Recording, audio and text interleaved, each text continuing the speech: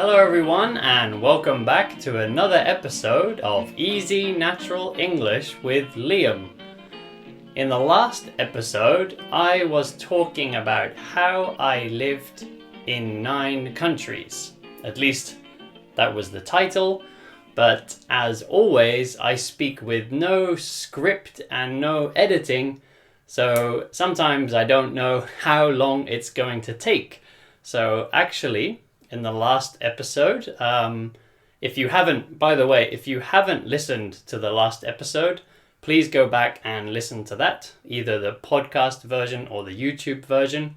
So listen to part 1 and then come back here and listen to part 2, which we're going to get started with now. So in the last episode, I think I got up to living in Australia.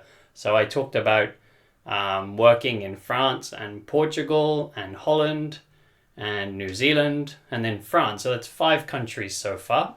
Well, and I'm from the UK, so I lived in the UK, so that's six countries, including my home country. Well, not really my home because I don't live there. I don't want to live there, but that's where I'm from.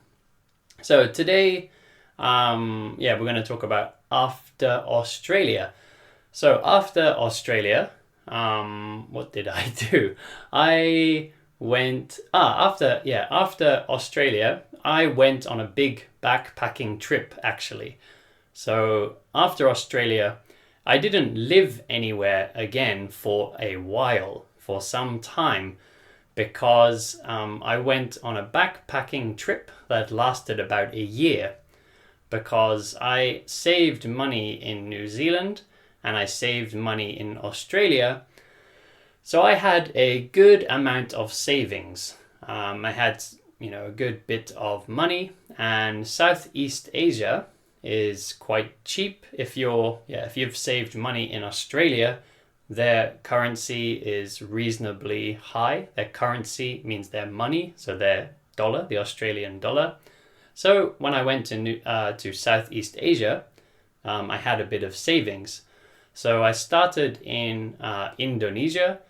I met my friend again in Indonesia, who I had been with in New Zealand. So I met up with my friend. He's from the UK. We met in Indonesia, and then we spent something like 7 or 8 months, or maybe longer, traveling in Indonesia, Singapore, Thailand, Malaysia, Laos, Cambodia, Vietnam. And then he went back to the UK, he went home, and then he moved to Spain. But I kept traveling, and I went to Nepal, and then I went to India for a long time. And then after this big trip, I had basically no money left.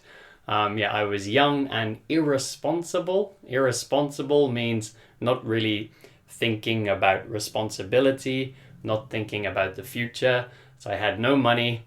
So I went back to the UK for just a little bit, a few weeks, to stay with my family. And while I was in Southeast Asia, so during this backpacking trip, I met a girl from America who became my girlfriend.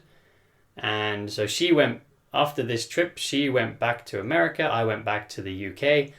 And then we wanted to live in the same country together. And maybe you don't know, maybe you do know, but America makes it hard for people to live there. It's very hard to get a visa for America to live, even for a British person. So we decided to move to Vietnam together. And actually, I didn't have any money. So at first I just went to France because it was very cheap to go to France, and I could speak some French at the time. It was pretty much fluent. So I was looking for a job in France, like maybe in a restaurant or something, just a simple job. And I looked for a long time in Paris, maybe a month or so, and I couldn't find a job. So it was hard for me to make money to fly to Vietnam. And then this girl who was my girlfriend at that time, so it was my ex-girlfriend at the time, she was my girlfriend.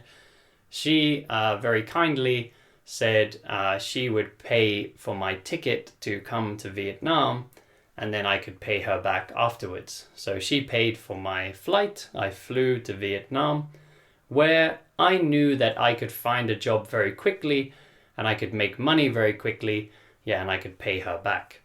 So I knew that I could find an English teaching job in Vietnam because there is a lot of English teaching work in Vietnam. It's a very good place for English teachers. The money is very good, so the pay is very good. And life is very cheap. So it's a good place to save money for English teachers. And I really wanted to start teaching English. So that was where I started teaching English. And I taught there in like an English center with people of all different ages. So after a year or so of doing that, where did I go next? After Vietnam, where did I go? That's when I went back to the UK, actually. So I went back to the UK to study. And I studied there, for my university. Because actually, if you listen to the first part, you'll remember I left the UK when I was 19. Maybe you were thinking, did he go to university? So no, not at that time. I went back to the UK when I was 26, and I started university when I was 26. So I started much later than other people. But in the UK, it's kind of not normal, but people do it in the UK, so there were other students like me who were older and starting. And then, there I studied. I did my bachelor's degree, which is the first qualification you get at university. Then after that, I moved to Osaka and I was teaching English again. After 6 months or so, I really liked living in Japan, but I didn't really like my job very much. So I moved to France. So that job in Osaka, I was teaching children, and it's fun teaching children, but I much prefer teaching adults because I like it when adults ask me kind of difficult questions about grammar, or they want to have a difficult conversation with me. It's very fun for me, and my mind can be kind of active.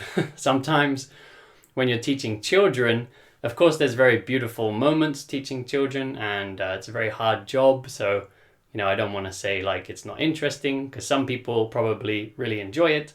But for me, I got a bit bored of just being like, hey, this is a ball, this is a bike, this is blue, this is red. It can be a bit simple. I like to explore the more difficult parts of language. So that's why I didn't really enjoy that job. So I moved to France, and then in France, I was teaching English part-time, but and that was teaching like mostly university students who were studying for exams. But I wanted to speak more French because I was reasonably fluent at French, but I really wanted to practice speaking. So I also got a job in a bar, and this was kind of a English style bar, so they were calling it like a pub, an English style pub, where my colleagues were French, so I could speak French with my colleagues.